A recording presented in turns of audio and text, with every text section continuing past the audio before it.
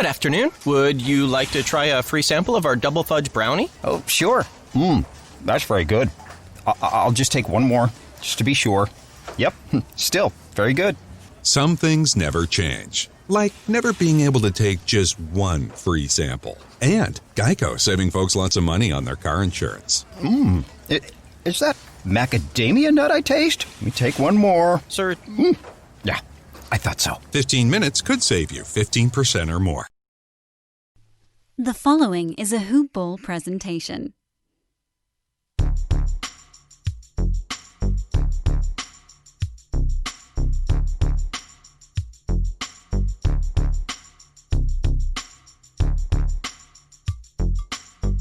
Hello, and welcome to the Hoop Ball DFS Today podcast. I am your host, Mike Apatria, joined by my good buddy, my new buddy, soon to be your new buddy, Keith Cork, new member of the Hoop Ball DFS team. Keith has absolutely been crushing it in his ventures thus far. I'll let him tell you a little bit more about himself, but I'm really excited to have Keith part of this team. I'm expecting some big things from him. He's doing some writing for us. He's going to be jumping on the podcast once a week for us. Nonetheless, Keith, how are you? Why don't you tell our listeners a little bit more about yourself and, I guess what we could expect from you. Yeah, man, I'm great. And, thanks for having me on. I'm excited to get this whole thing started. I know I've been talking with you guys for a while and, just looking forward to it. I listen to the podcast almost every day before I joined you guys. So just really, really pumped to be a part of this. And, a little bit about me. I've written for different sites like Razzball, Fansided, things of that nature about basketball. And I've been a professional writer, freelancer for about a decade now. Ever since I graduated from college with a creative writing degree, and played some hoops in high school. It was pretty good. I was once blocked by Michael Jordan's son, Jeffrey Jordan. They called a foul. It wasn't a foul, but I kind of have that cool little story to tell. And it's again exciting to be here and ready to talk some hoops, man. That is a pretty cool story. Not too many people. So I would just leave out the whole Jeffrey part. Just say I got blocked by Jordan. And then when people want to argue with you, if you have to get into it, if you have to get into the details, then you can pull it out. But I would just roll with that, man. No, like I said, dude. I know your background. We've talked. We've been in talks. I'm super excited to have you aboard. I know everybody else is gonna love having you. I love listening to you and reading you, and that's the thing. Some of the people that may just listen to the podcast, there's no problem with that. I'm a big podcast guy myself. We have tons of content, including articles and stuff that you can get your hands on with the DFS pass as well. And Keith will be partaking in that. So really excited about that. Nonetheless, man, we have a lot to get into. We have a 10-game slate. It is a wonderful January 20th. It's going to be a doozy. We had a couple of little light ones in a row, a 3-game, 2-game, and we got a nice little light one tomorrow, but not today. So we're going to jump right into the thick of things. But before we do, I wouldn't be myself. I didn't give a shout out to MyBookie. Go check them out, guys. MyBookie.ag. They are the best bookie site out there. They have the best odds, the best contests, the best promotions in the business. I don't give the stamp of approval very easily, but I give it to MyBookie because I know when I'm playing with them, I get some trusted lines. I know I'm getting up-to-date lines. And their odds boost contests are probably one of the best in the business, if not the best in the business, in my opinion, where sometimes you sign in there, they are just giving away free money with these lines. So it's simple. Sign up, enter the promo code HOOPBALL, HOOPBALL. Get your deposit matched halfway up to $1,000. If you put up $1,000, they give you $500 free bucks. You play with that. We have some championship football right around the corner. Couldn't think of a better time to check it out, guys. Use that promo code HOOPBALL when you do. HOOPBALL. And while you're at it, if you already got your tabs open up another one. Maybe you need a gift for yourself. Maybe you need a gift for a significant other. Maybe you need a gift for, a coworker or boss. Whatever it is. Manscaped. Check them out, guys. They have some fantastic products. I would 100% recommend the Perfect Package Kit. It comes with a little bit of everything. It's a nice, fine price. Less expensive for the Perfect Package Kit as opposed to just going to your standard store and buying a shaver by itself. And the kit comes with, we're talking body wash. We're talking aftershave. We're talking the Lawnmower 3.0 waterproof razor. Battery lasts a long time, guys. Quick charging as well as a little carrying kit, boxer briefs, and more. So you can get all that. And if you use the promo code HoopBall20, HOOPBALL20, you get 20% off plus free shipping. Only at Manscaped, guys. Manscaped.com. Promo code HoopBall20, HOOPBALL20. All right, Keith. We got our hands full. First game on the docket starts at 7 p.m. Eastern Standard Time. Brooklyn Nets going against the Cleveland Cavaliers. As far as an injury report goes, for the Nets, Nicholas Claxton, Spencer Dinwiddie, both ruled out. And for the Cavs, Matthew Dellavedova, Kevin Love, as we know, Kevin Porter Jr. We'll talk about that. Dylan Windler, all ruled out. Darius Garland, Colin Sexton, both considered questionable. And it looks like we get to see Kyrie Irving back in a Nets uniform after his little hiatus. So we have a lot to talk about in this game. As far as a game total, we don't have that yet, and that's going to be the theme for this night. We do not have a lot of the game totals, but we do have a spread. Brooklyn favored by 9. I'd probably smash that just looking at this with all three of these guys. But I'll pass it over to you, Keith. I mean, talk about this Brooklyn team. What can we really expect from them? Are you targeting any of these guys? I mean, we have now 3 studs to choose from, but we also have a 10-game slate. And this one, can Cleveland even keep it close? Let's just keep it frank right there. Yeah, that's a tough question, man. I don't know, but you know what I think is going to happen is I think everyone's excited for his 3 big dogs to really be ready to play, right? The big 3 are going to be there. They're going to be pumped. They're going to be amped. If they play 3 quarters even, I think they produce a lot of fantasy points, a lot of stats.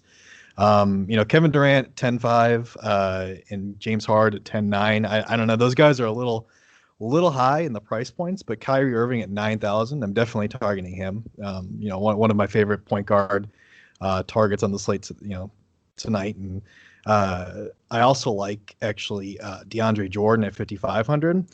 I think that guy's going to crush it still, and there's not really any competition for the center spot. So, I like the 3 big dogs, and I like DeAndre Jordan. That's really, really kind of it. I mean, no one else, there's just so many shots on a basketball team, right? So no one else is really going to get a lot of shots for 3 guys playing. No, you're right, and I'm with you. I think, I don't see myself necessarily falling on a ton of Durant and Harden, but Kyrie at 9K, that's a very enticing price tag. And this is a DeAndre Jordan type matchup. You got to imagine, if this game does stay close enough, pairing DeAndre Jordan with one of these studs makes sense, because if the game stays close, Andre Drummond's going to be on the court a lot for the Cavs. And they can't play Jeff Green against Andre Drummond. They can't play Durant against Andre Drummond. They would have no choice but to play DeAndre Jordan as much as possible. We saw it in the last game, and it's a mismatch going against Brook Lopez, but they still played him 38 minutes. So I would expect those 2 guys to be my 2 primary targets. And I'm not going to sit here and argue if you want to play Durant and Harden. I mean, we know what those guys are. They're guys that can break a slate any given night. But push comes to shove. Got to be realistic, and I got to start crossing some guys out of my player pool. Not crossed out just yet, but probably not guys I'm going to fall on. But the Cleveland side of the ball, I mean, if we're playing some of these studs, you said it, they can get it done in 3 quarters, but we're really hoping to run it back maybe in a GPP, get somebody who we think is going to keep this game close. But if Sexton and Garland are out, it's slim pickings after that outside Andre Drummond. But why don't you tell me who you're looking at on this Cleveland side? Yeah, man. I mean, I've got a little interest in Andre Drummond. Like I said, there's not really a lot of center depth in Brooklyn behind Jordan. So, if Drummond can get him to some foul trouble or something like that, I mean, Drummond's going to eat, right? And like you said, without Sixland in the game, I mean, we got to get some usage somewhere, and it's really only Drummond. So he's really the only guy I'd have any real interest in, for cash games. GPP play, though, I do kind of like Larry Nance Jr. a little bit. This guy has again opportunity without Sixland in. Now, if Colin Sexton and Garland play, I don't like him as much. But and I might play some Sexton, but I don't know with him coming back from the injury how much he's going to play. So really, it's just Andre Drummond for me, and then maybe some GPP exposure to Larry Nance, and that's really it. And Larry Nance at the 6,400 tag right there.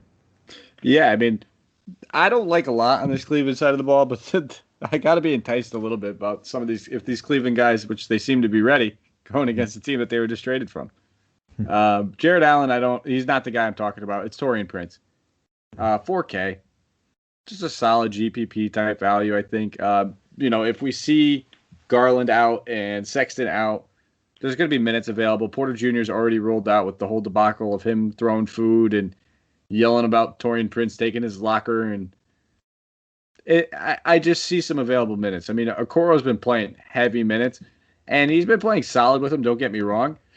But there's minutes to go around. So if Prince comes out here and plays, 24, 25 minutes, could potentially even see a minute or two more in his opening night. I'm not guaranteeing that. Could end up being 16 to 18, and then we're upset. He's a guy I'm willing to keep on my radar. So I'll keep him in my player pool for GPPs, but I don't trust him in cash necessarily. So that's really it. I don't see myself having any Drummond either. But we'll move on to the next game. Dallas versus Indiana. This game will take place in Indiana. As far as an injury report goes for the Mavericks, Dorian Finney-Smith, Maxi Kleber, Dwight Powell, Josh Richardson, all ruled out. Tim Hardaway Jr. considered probable. For the Pacers, Karis LeVert, TJ Warren ruled out. Miles Turner's questionable, but we have to imagine he's out. He got diagnosed with a avulsion fracture in his hand, so they said that they're going to reevaluate him in a few days, so I would highly doubt him to play in this one. Jakar Sampson, also questionable. And then we have Jeremy Lamb, questionable. So he's someone coming back from basically a shredded knee, fractured kneecap, tore a couple tendons in his knee as well. So he'll slowly be ramped up, if anything. Wouldn't expect a big workload. So there could be some minutes to go around on this Indiana side of the ball. But we'll start with Dallas. We'll start with the away team. Talk of the town has to be Luka Doncic at 10-7. Where are you at on Luka with all these other studs on the slate? Is he somebody that you're looking at? I really do like Luka a lot. And it's like you say, Dallas has a lot of people out. Tim Hardaway Jr. is looking at being out. I just think Luka's going to have a bounce back game after he really stunk it up in the last one, and his price fell too. So I do like Luka a lot. He's one of the guys I'm looking at. Another guy that I like over on Dallas is Jalen Brunson. 4,300. The dude didn't crush it in the last time out, but he did play 27 minutes, and he's just getting back too. So, he's a guy that I think would be a good value play as well. What about you? That's the other guy. You're right on the head. He started. I like him much better when Luke is out and he gets to start at point guard.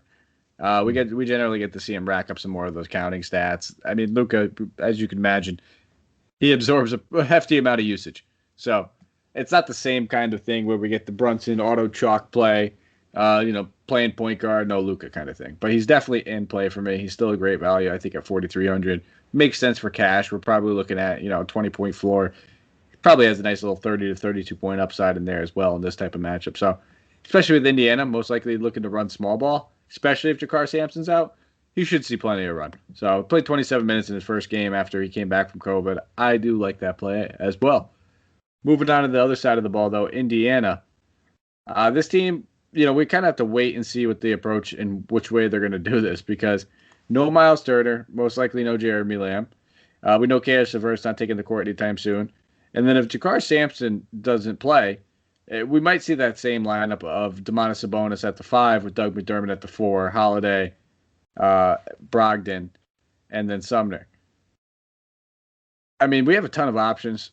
It's kind of almost like a wait-and-see approach for me, but what's your take on this Indiana team? Yeah, I'm wait and see too, man. I don't know. There's not really one guy that I can really look at and say, man, I trust this guy. He's going to really crush his value. I mean, Doug McDermott, kind of a nice play. I can't, being a Bulls fan, I really can't trust the guy. Like, the dude stunk it up for a long time. He can pour it in, he can score, but I don't see it as like a consistent play, and I don't know if I can go to it. Maybe on the GPP side, but I do like Malcolm Brogdon. His price tag at 8,300. We know and we harp on. I've heard you harp on before. Luka Doncic doesn't play a lot of defense, and Brogdon's really been playing pretty well this season. So I do like that play quite a lot at the reduced price tag of 8,300 over some of these other guys that are 9K and above. For GPPs too, I do kind of like the bounce bet game here opportunity for Aaron Holiday. He's got a really nice salary at 3,600, so I'm looking hard in his direction. Only in GPPs, I can't trust him in cash games, but he can really crush. I mean, he had a 2.5 game DK points in a game a couple of games ago, and I can't really you can't beat that price tag, I think. It's definitely a rock solid value, and for me, there's value available between the three guards of Sumner, Holiday, and then McConnell. One of these guys should probably pay 6 to 7x on that price tag as a return. Which one it's going to be, that's the toss up. That's the hard part. That's why I think they're all very viable, tournament plays. If you're looking for some value, they're definitely all in play. I expect them all to see, at least 20 minutes. Some of them, 2 of them will probably see 24 plus. So, who that is, who gets into foul trouble, who's playing better, who's shooting hotter. That's the tough part. Dallas, surprisingly, even Luka has been playing better defense than they're used to. A little bit over his head.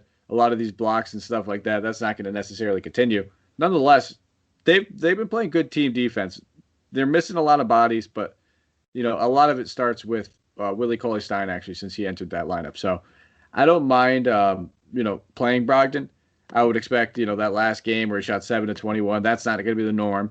He's a very, very good field goal percent shooter at the guard position. So and it's also a way easier matchup. I'm not expecting a 96 to 129 game either. So 8,300. Brogdon's probably going to be a guy that we see at 85, 86 eventually. So it's still a pretty decent price tag. So I do like him.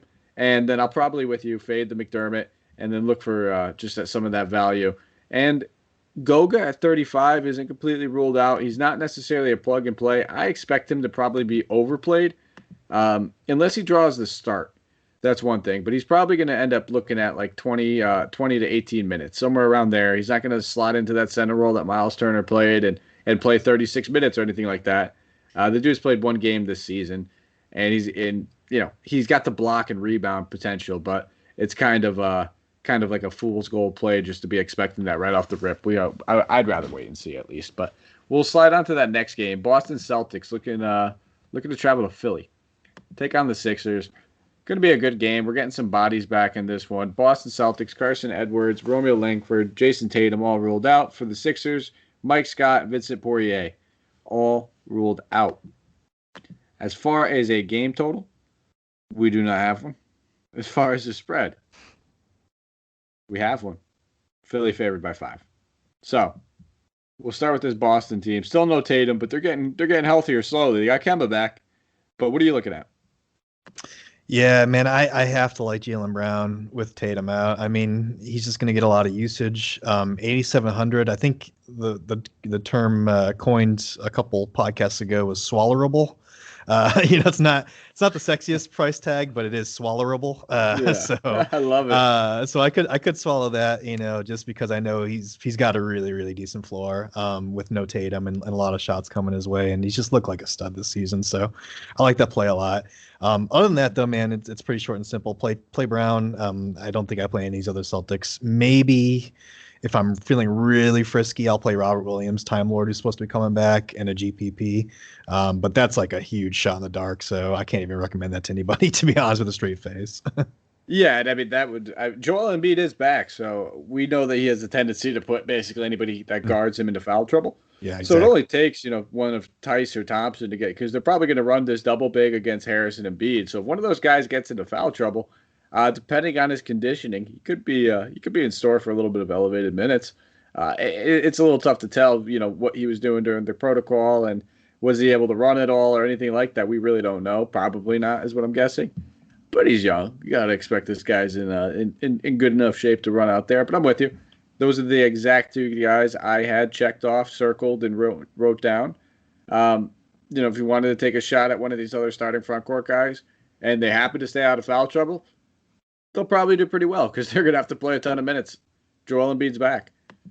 That's where I'm probably looking on the other side of the ball. So we'll just transition right over there because it's a nice little segue. Joel Embiid, 9,600. took 2 games off the knee soreness.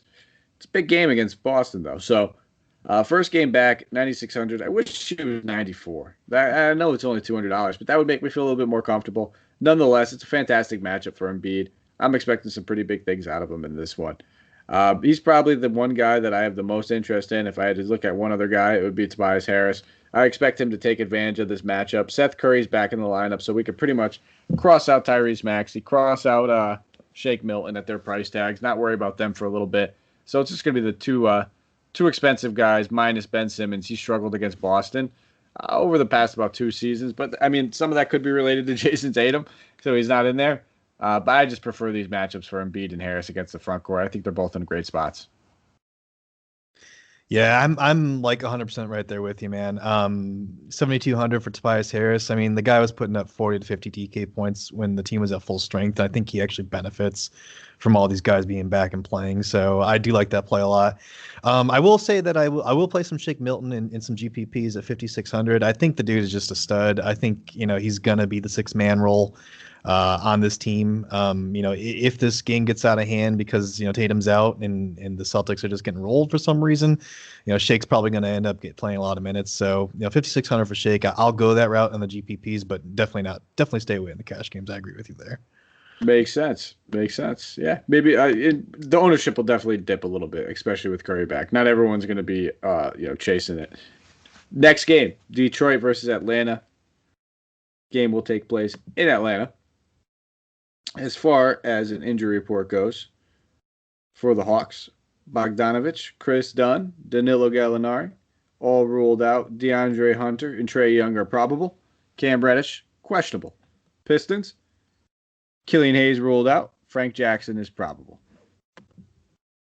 As far as a game total, 221 game total. Atlanta being favored by 6 points. So, for this Detroit team, it's hard to ignore Jeremy Grant as soon as we look at him.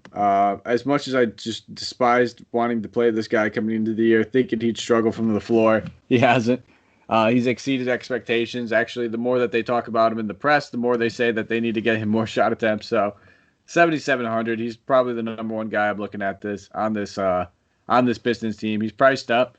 I mean, we have some of these nice little ancillary options between Josh Jackson and DeLon Wright. Wouldn't mind taking stabs at them in GPPs. Wouldn't trust them enough in cash, but I think Grant's safe for both cash and GPPs, and this is just a great matchup for him as well.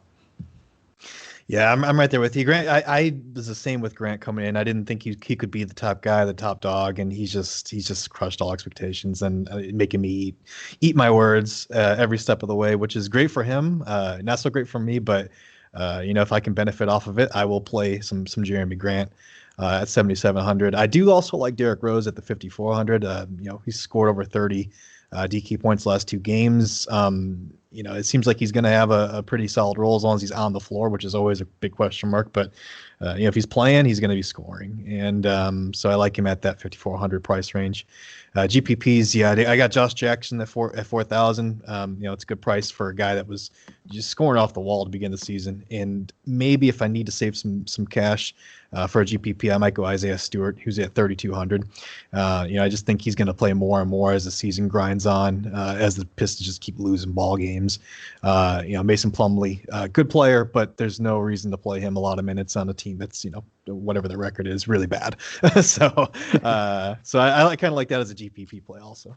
Nice. Well, that makes me feel better. I just traded Mason Plumlee in one of my main year-long fantasy leagues. What was it? It was Mitchell and Plumlee for Halliburton and Ayton. That's nice. That is a coup right there. That's really good. We'll see. Yeah, I mean, we'll see how it works out for me. I'm hoping that Ayton continues this little bounce back they had in the last one. But we'll slide over to the Atlanta side of things, and this is the talk of the town. We had to, ask each other if either one of our computers were messed up, the app was messed up, what was going on. But Kevin Huerter, 9,500. Don't do that. Unless you're running out 150 lineups and you're really just trying to play that ownership game, knowing that no one's playing Kevin Huerter and you've got that crystal ball or that magic 8 ball telling you a 50-point game from Kevin Huerter is on its way. Don't do that. This had to be something going wrong with their algorithm. Something got mispriced. Somebody's probably on leave or fired, whatever it may be. Something got messed up. So don't pay attention to that. Ignore it. Cross it out of your player pool. It's a big mistake. But I'll pass it over to you for the Atlanta side of things outside of Kevin Werder. Yeah, I like this. I like the storyline here where the Hawks are just kind of hungry for a win because they've just been struggling. And Trae Young, really turned out in the last couple games. His 9,300 price tag. Again, I'm going to use the word swallowable. It's a little high, but at the same time, the dude has a lot of upside and he's going to get a lot of shots. So 9,300 for Trae Young, that's definitely in play. I also like John Collins a little bit, 6,900. I think again this is just a bounce back potential here for the Atlanta Hawks, a chance to really put it on a not so great team, and so $6,900 for John Collins can save you some salary elsewhere. So I do like his price tag. Yeah, he feels like he's a little too cheap. It's just been a very, very passive, underwhelming games. I mean, he hasn't taken more than 11 shot attempts over the past 5 games. 3 of those games in single digits. The last game he managed to get by because of the blocks, which are very, very out of the norm considering he generally averages about one per game. He put 4 in the stands last game. So I like that. I like it for GPPs. I don't think I trust him for cash just because of the up and down performance. And a lot of this seems to be chemistry based. Ever since they got into that tiffy, John Collins and Trae Young, I guess in the videotape room, things haven't been right. And they're both slowly coming out of the funk. He did shoot well from the field. He only took 8 shots, but shot 6 of 8. It is a great matchup going against Blake Griffin, and that's for all the reasons. That's why I'm still willing to keep him in my player pool. Otherwise, I'd probably have him crossed out. If this was a tougher matchup, I don't think I'd even be considering him. Clint Capella is another guy. I think he's in a fantastic matchup as well. He's just been balling out, and it's Achilles soreness where we don't even remember it. I'm not expecting a 50-point game. The last 2 matchups were fantastic. They don't get any better than Minnesota and Portland. But I do think 40's in the realm of possibilities at 7,600, so I don't mind them. And that's probably it for me. If you want to take advantage of one of these wings, I would say it'd be Kevin Werder, but he's 9,500. So that is off the table right there. 55, 56. Yeah, sure. We didn't think it'd be the, reversed, up to 9,500. Next game, Miami Heat traveling to Toronto. Well, really Florida, I guess, to take on the Raptors. So really no travel here. This is actually one of those unique matchups now that we're talking about it, where many Heat players have said this doesn't even feel like the Raptors have home court. They feel like they have the home court because more Miami Heat fans show up for these games than Raptor fans. So for the Heat, injury report, Avery Bradley, Jimmy Butler, and Myers Leonard all ruled out. We have Goran Dragic, Gabe Vincent, probable. Tyler Hero's questionable, dealing with the neck spasms. For the Raptors, it's just Patrick McCaw, so nothing really to be concerned about over there. There is no game total, but we do have Toronto favored by 3.5 points in this one, which feels a little low. As bad as they've been playing, I feel like Toronto could definitely sneak one out right here. But we'll start with this Miami side of the ball. Potentially with no Butler. Well, guaranteed with no Butler. Potentially with no Hero. There could be some usage that goes around. Where do you think it goes? Yeah, I do like Bam Adebayo at 8,600. I just think there's probably better options out there, but he's definitely still in play. 8,600 is a pretty okay price tag for Bam without those guys that you mentioned. But what I really have interest in is Goran Dragic, 5,700. I mean, if Hero sits, Dragic is going to feel like a really, really great play in that price range. And that's really all I have interest in with the Heat side of the ball. But I think you're right. Those shots have to go somewhere. So I'm looking at Bam and I'm looking at Goran. Yeah, I think Goran was somebody I was all over in the last one, and he got me there. Not as much as I expected. I was hoping for 40, but this price tag is too cheap. If there's no Hero and there's no Butler, he'll probably draw the start again, regardless if he draws the start or not. He's going to see the shot attempts, and Goran's great. There's no doubt about it. Even at his age, he's still very, very useful. And at 5,700, that's too cheap for that type of usage. So I do have some interest in Goran. The only other guy I'd probably be looking at would be a guy like Kelly Olynyk. 5,300. It's a fair matchup against Toronto. He's kind of been a little bit underwhelming and up and down over the past few games, but I can see him being played in GPPs and being viable. You catch him on one of those nights where he gets to 35 to 40. You're looking pretty at low ownership with Kelly O. And that's it. Not playing any of these other guys. No point to play Gabe Vincent with Dragic and all these other players back as well. On the Toronto side of things, though, we got some good price tags on these guys. Compared to what they've been, we could say that. Lowry, Van Vliet, 76 and 7,500 respectively. Both feel like they're priced appropriately, and I don't mind paying for them. And they're priced appropriately in this matchup because it's against Miami. But this Miami team is missing some of its best defenders. So I don't mind looking at either one of these guys. I think they're both excellent plays. They're both in my player pool. I always kind of side with Van Vliet if I have to choose between him and Lowry. Also has the shooting guard eligibility. So I'll be taking a look at Van Vliet. Outside of that, the only other guy I have a little bit of interest. Don't hate me because it's not Chris Boucher, as great as he's been. I can't ignore it. The dude's an absolute stud. He's a great point per minute guy. If you're going to play him, I get it. But, it's just one of those players where I never really got on the DFS bandwagon on the Chris Boucher. And I've been paying the price by not playing him, and I feel like it's a little too late for me to hop on. I got to wait for my right time to hop on it. So I won't knock you if you want to play him, just not for me right now. Norman Powell is the other guy. Slowly starting to get back into the groove, 4,700. He's been taking double-digit shot attempts over the past 3 games. Shot 50% or more in 2 of those. So he's not a guy that's going to put up a ton of ancillary stats as far as rebounds and assists and stuff like that, but a guy that could definitely, shoot above 50% on average at the wing position and knock down some shots. So those are the guys, mainly the backcourt and then some Norman Powell. But for Toronto, what are you looking at? Good afternoon. Would you like to try a free sample of our double fudge brownie? Oh, sure. That's very good. I'll just take one more, just to be sure. Yep, still very good. Some things never change, like never being able to take just one free sample. And Geico saving folks lots of money on their car insurance. Is that macadamia nut I taste? Let me take one more. Sir, Yeah, I thought so. 15 minutes could save you 15% or more. The wake up early, do a little studying, take the dog out, finish that audiobook until the very end. Finish that workout, then stop by McDonald's for breakfast and somehow manage to do it all before that 10 a.m. meeting meal. There's a meal for every morning at McDonald's. Mix and match a sausage McMuffin, sausage biscuit, sausage burrito, or any size premium roast coffee. Any 2 for $2. Price and participation may vary. Cannot be combined with any other offer or combo meal. Single item at regular price. Yeah, those 3 guys are definitely on my list. The other guy I would add is OG Anunoby. 5,900. He's not really a high ceiling play, but he's got a really solid floor. I mean, he's top 30 DK points in 3 straight games, and he just looks like he's going to be a staple in their offense for the foreseeable future. I think 5,900 is a decent price to pay for him, and if you can afford it, I wouldn't necessarily reach for the guy, but if you want to have some filler and you have 5,900 lying around, he's a good option. Absolutely, especially in cash games. Like you mentioned, that floor just seems like it's stable.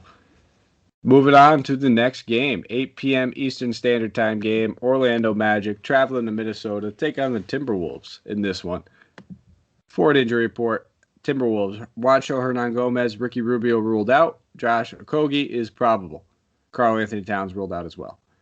For the Magic, Al-Farouq Aminu, Mo Bamba, Michael Carter-Williams, Markelle Fultz, Jonathan Isaac, Chuma Okeke all ruled out. Evan Fournier questionable. We have a spread, no game total. Orlando favored by 3 in this one. We'll start with the away team. We'll start with Orlando. It's as good of a matchup as these guys can get. So I'll keep it frank here. You could play a lot of these guys and feel good about it, but Vucevic and Gordon have to be the top options. Obviously, the highest price. I love this matchup for Vucevic. I think he's a smash spot, 8,600. He should be probably at 9.92 at this point. So I don't mind taking some stabs at Vucevic. Probably not going to end up falling on Cole Anthony all that much. Wouldn't mind it though. And if you're starving for some value and you want to take some stabs at a guy like a James Ennis or a Ken Birch, I wouldn't hate it. We'll have some better options available. But this is just an up-pace spot with very, very little defense getting played by Minnesota. So I gotta like some Vucevic and Gordon. Yeah, targeting the T-Wolves is always advisable. It's not, they're just giving up a bunch of points and the pace is just incredible. So Vucevic is great. He's 8,600. I mean, definitely a solid play. Aaron Gordon, like you said, 7,400. He's got that new point forward position now without Markelle Fultz in the mix. So, he's really become the playmaker for the team. And I think he had like 18 rebounds or something like that last game, which is just crazy. But he's just going to see a lot of usage. And 7,400, I think he's probably going to creep up into the 8,000s, at some point pretty soon here. But those are 2 main guys I'm looking at. I agree with you on those other guys. But, for my purposes, I think those 2 main guys are the ones. Yeah, you never feel good when you have a James Eunice or Dwayne Bacon plugged to your lineup. But if you land on them and it means you got enough studs in there that you feel great, sure. Why not? But we have more value on the other side of the ball where we probably don't even need to talk about it. Some of it got priced up, but we definitely still have some options. So with Karl Anthony Towns out, usage all around, D'Angelo Russell, Beasley have been taking plenty of shot attempts. But my boy Jared Vanderbilt finally got the start in that last one. He played 29 minutes with Hernan Gomez out. I expect to draw the start again. It's not as good of a matchup necessarily going against Atlanta in that last one. He's not going to take a high volume of shot attempts. He only took 4. But the blocks, the steals, the rebounds, he's a great point per minute type guy. So I do have some interest in Jared Vanderbilt at 4,900. He's just one of my guys, man. I got to play him a little bit. Outside of that, maybe some Beasley at 69. I don't think I'll play Russell at 88, but I wouldn't mind it if you wanted to. The dude's been way hot, and the usage will be there with no cat. Yeah, definitely. I don't generally play Russell. I just feel like every time I play him, he just has a clunker, and I can't stand it. I understand the infatuation with Vanderbilt, and man, he's really coming on strong. But he did get a little price bump, and like you said, the matchup isn't the best, so I'm not really looking his way in this one. But Malik Beasley, 6,900. I do think that's a very solid play as the second guy there in Minnesota, and I think he's going to hit value at that price tag. As long as the shot's falling, it should be a good play. Yeah, and then these other guys are kind of just coin flips if you want to take stabs at them. Not anybody else I really have interest in. So we're cruising, man. We're cruising along. We only have about 4 games left on this big, massive 10-game slate. And we're about 34 minutes in, so making some pretty comfortable time right now. So 9:30 Eastern Standard Time game. Phoenix Suns travel to Houston, take on the Rockets. For an injury report, Chris Clemens, Dante Exum, Daniel House Jr., John Wall all ruled out.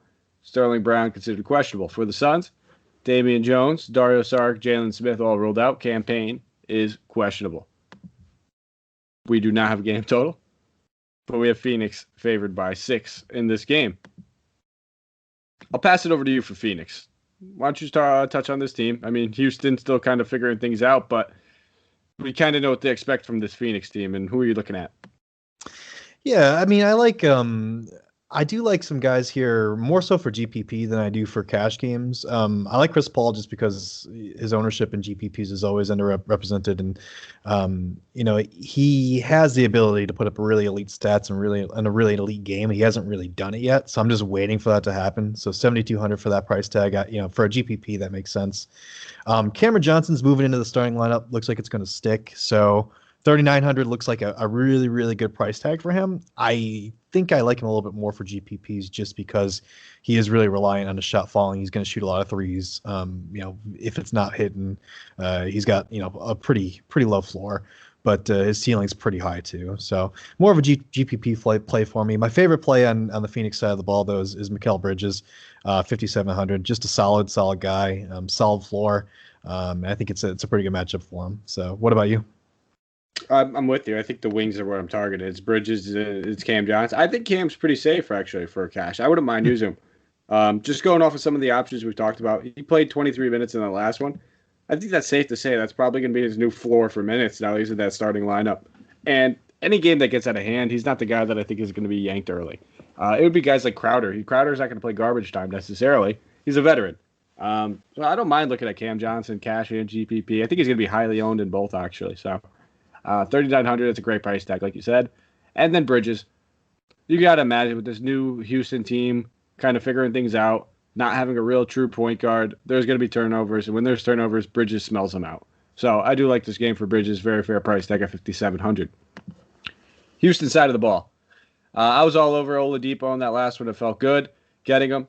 It was weird how that pricing kind of came out with him.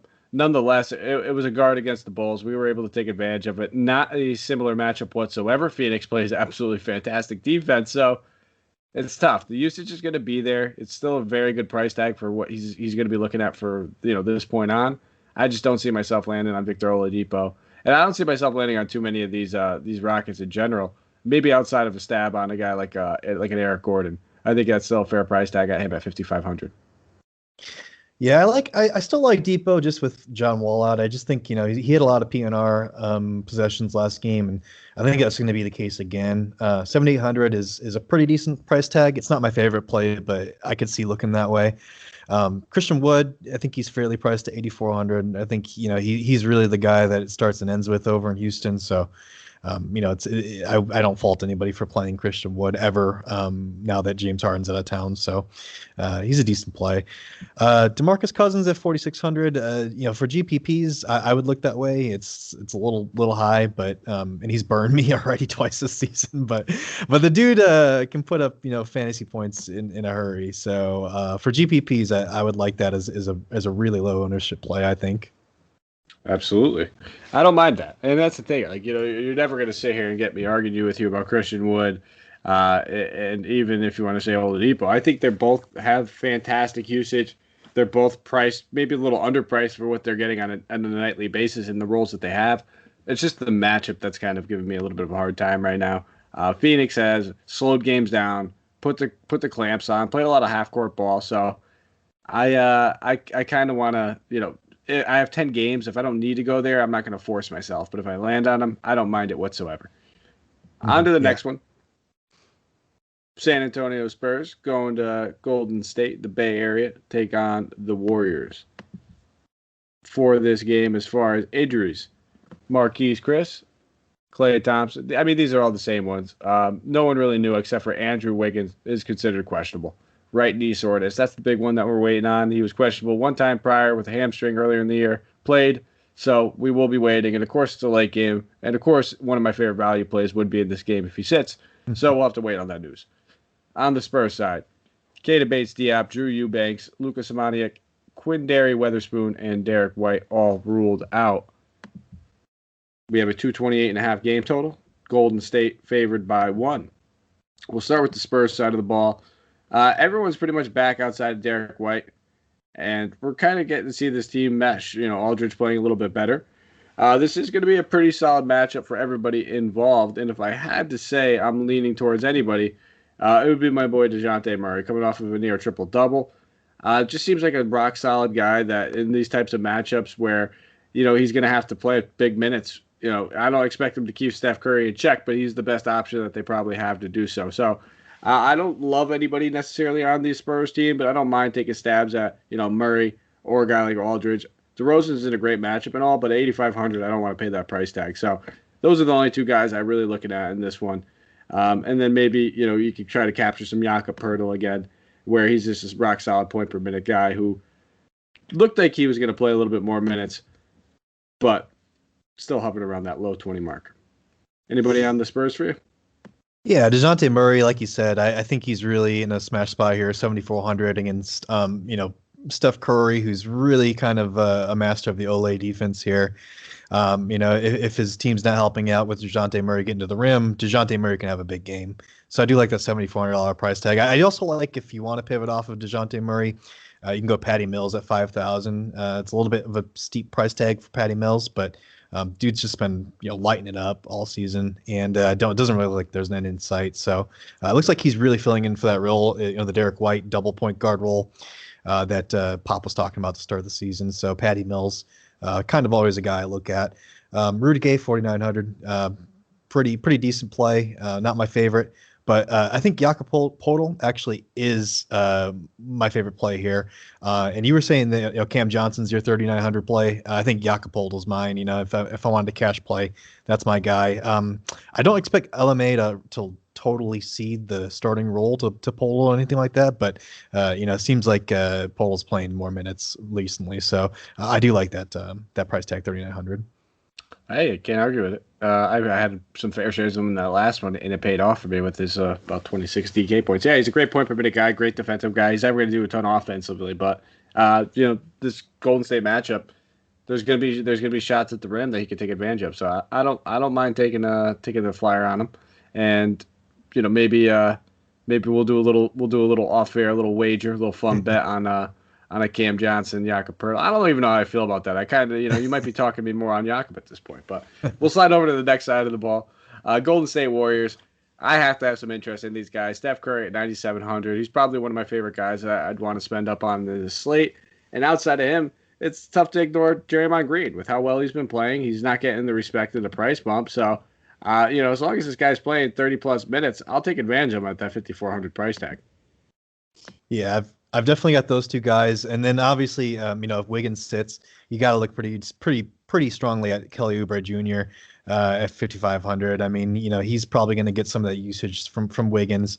If Wiggins doesn't sit, I don't like him at all. But if Wiggins does sit, I'll definitely have some Kelly Oubre Jr. in my lineups. But yeah, Draymond Green has been a guy I've really been riding in a lot of my wins this season. So I'm going to continue to do that until he gets the price he deserves. I almost buried my own lead. I talked about one of my favorite value plays. If Wiggins sits, I'm going to be playing Damian Lee. He's a guy that he's a plug and play. They generally just kind of insert him into the starting lineup when one of these wings are out. And he generally plays below 20 minutes, high teens minutes regardless. So I don't mind looking at him at 3,400 if Wiggins happens to sit in, big if and big risk, not knowing and not having that news, readily available when this is a 10 p.m. game. But we hope to have it. And if that's the case, even maybe a little tournament flyer on a guy like Bazemore wouldn't be a bad pivot if that happens. So Oubre's been cooking too. Finally picking things up from deep. Looks like he's getting into rhythm. He's a fair price tag. I just think I'd play Draymond over him. Next game, another 10 p.m. We have 3 10 p.m. games tonight. So Sacramento Kings traveling to L.A. take on the Clippers. As far as the injury report goes, Clippers, Lou Williams questionable. For the Kings, Daquan Jeffries ruled out. Marvin Bagley probable, while Hassan Whiteside is questionable. So we'll start with this Kings. We know one thing about the Kings. They bleed points. They're up there with the Bulls, with the Blazers, with the T-Wolves, and some of the teams that allow the most points in the NBA. So we have to have some interest in this game just because of the high total. But the other thing that we have to factor in is that there's a high spread. 231.5 game total, but the Clippers are favored by 10.5 points. So I'll pass it over to you. Let me get your thoughts on Sacramento. Yeah, I think that spread's really what turns me off of this game. I just don't see the Kings keeping this competitive through four quarters. But on the Sacramento side of the ball, I do like Buddy Hield at 6,500. He's had a couple pretty down shooting games the last two, and his price has dipped a little bit. But he had a couple really good shooting games before those two, in the 2 games prior to that. So I like him at 6,500. I like Rashawn Holmes at 6,400, who's also seen his price dip a little bit. It's not necessarily the best matchup for him or anything like that, but it's just that price point that I like. And then Bagley seems to be, the Kings are really reeling and they're looking for answers, and Marvin Bagley just seems to get more and more usage as the season wears on. And 5,600 for Marvin Bagley, I'll definitely dabble on that a little bit here and there. How about you? I'm mostly looking at the Kings, and if Bagley sits, if Bagley sits, or he's probable. But if he sits, and if Whiteside sits, then we might see Belicia get back in the rotation. Otherwise, I really don't have any interest in any of these guys. Fox is overpriced. You touched on Holmes, but I think we mentioned a few other centers that probably end up playing over him. So I don't think I'll end up on too many of these guys. The one guy, maybe Halliburton, 5,900. He talked about kind of how poor he's been playing over the past 2 games. He's been studying in the film room, getting up extra shots. He's a guy that he reminded me a lot of Malcolm Brogdon when he came in the league, just very NBA polished, not the shiniest, highest upside guy necessarily, but just very, very NBA ready and very overall sound. So anytime a guy like that, even at a young age, when he says something like that, I take that for a little account. I almost expect a little bit of a bounce back. And even if the game gets out of hand, should still be looking at his 26 to 27 minutes. So I don't mind some Halliburton at 5,900. But sliding over to the Clippers side of the ball, we talked about a lot of these high-priced guys. It's a great matchup. We're expecting boatloads of points, but we also talked about that spread. So who are you looking at on the Clippers? Yeah, I don't see myself playing a lot of Kawhi or Paul George. I just don't like the spread. I don't like the way that this game script's going to go, where I think it's just going to be a blowout. It's going to be totally one-sided. So I'm looking at some of the lower priced guys. Marcus Morris has been hot recently, 4,700. Probably gets a lot of shots up in this one too.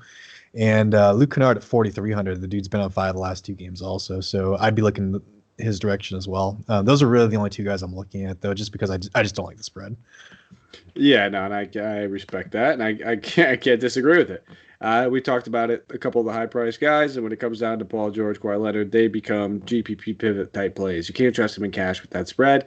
But if you're playing them and you want to run it back with a Sacramento guy, I get that. You'll probably get a fair play on the ownership. And then these ancillary bench guys. If Lou Williams out, there should be plenty of bench shots available for Kennard for Morris. So I'm with you. Those would be the two guys I'm looking at. Probably be Morris over Kennard.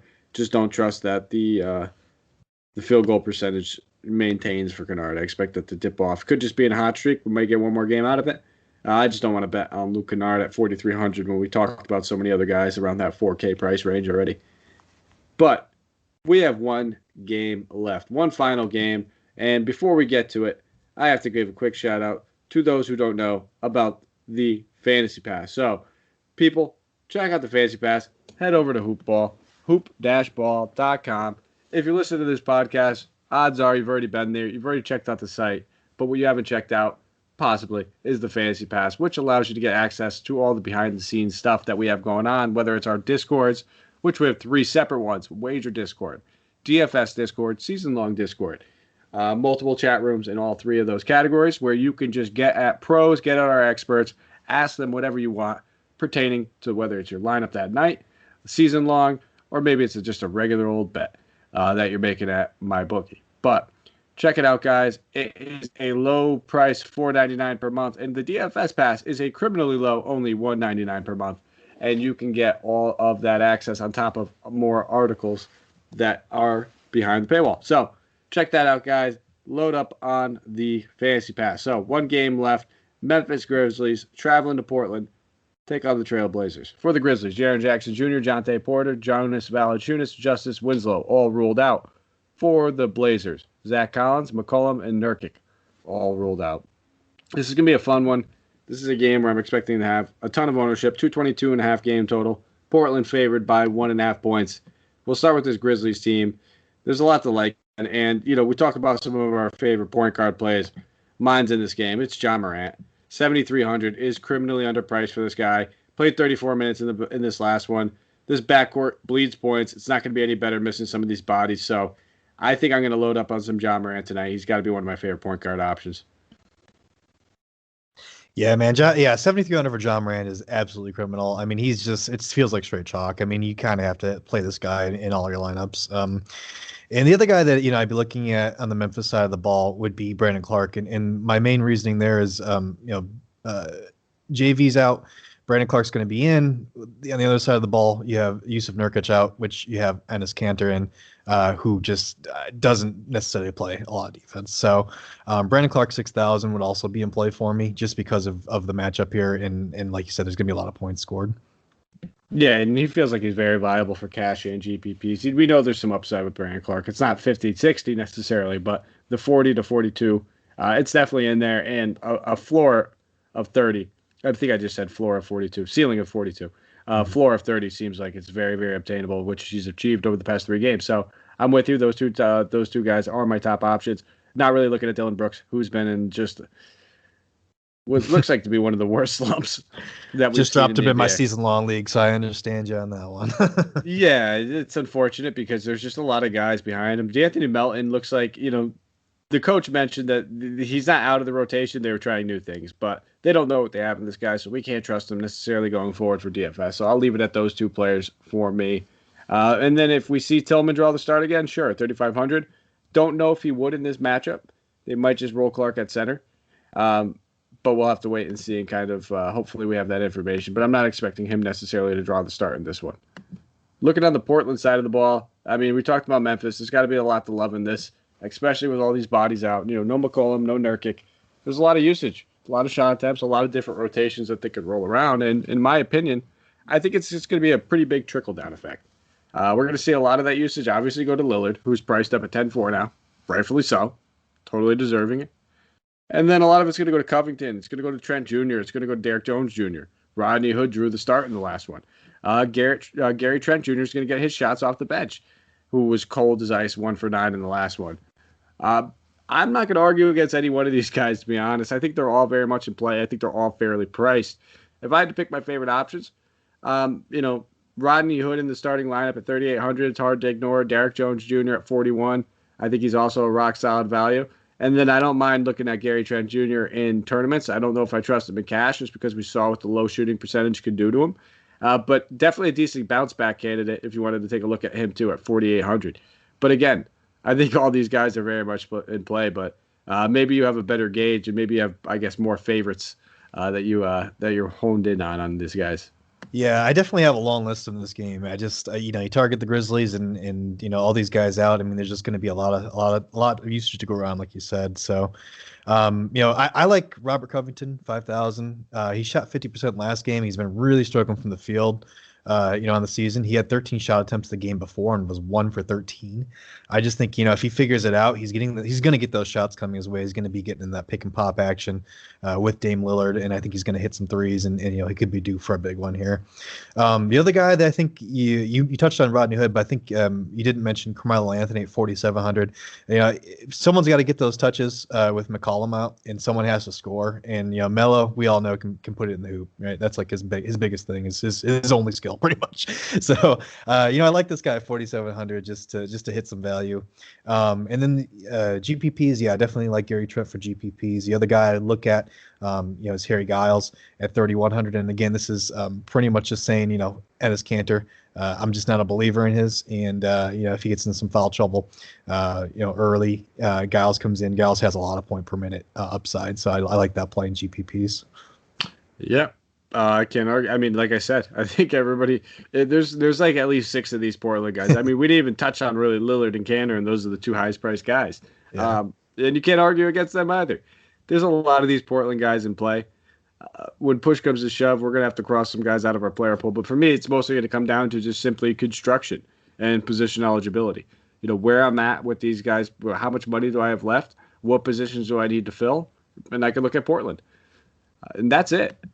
That is the entire 10-game slate, Keith. We did it in just about 54 minutes, under an hour. So it gives us perfect time to just ask you guys, if you have a quick moment, please subscribe, 5-star, thumbs up, all that good stuff. You can find us all over the place: Apple Podcasts, Stitcher, Spotify, iHeartRadio, YouTube, you name it. The podcast is there. So we really do appreciate it, guys. It means a lot to us. I say it a lot because it's a little repetitive, but I mean it. I genuinely do. It really does mean a lot to us, guys. We work hard out here, and to see you guys and what you guys think about us once in a while, it does warm the heart. And then follow us on Twitter.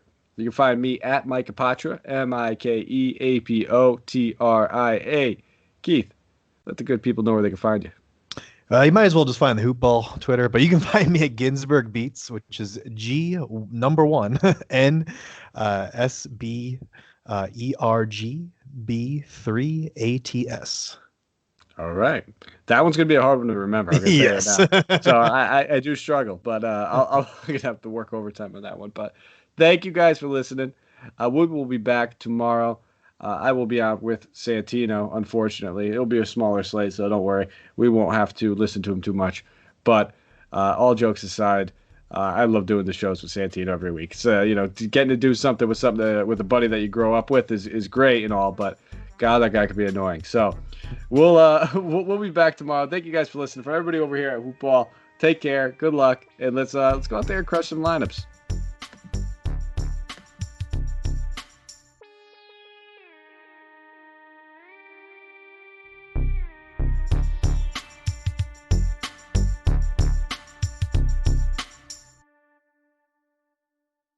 This has been a Hoop Ball presentation.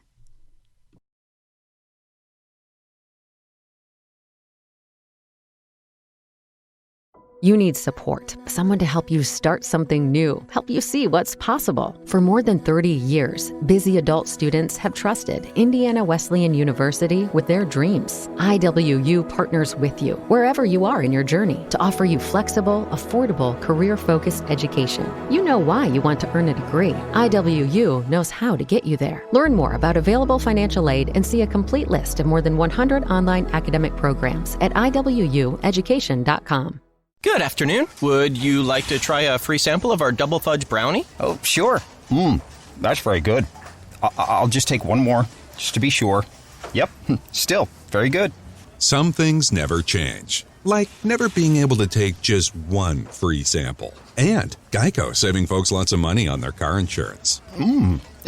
is that macadamia nut I taste? Let me take one more. Sir, Yeah, I thought so. 15 minutes could save you 15% or more.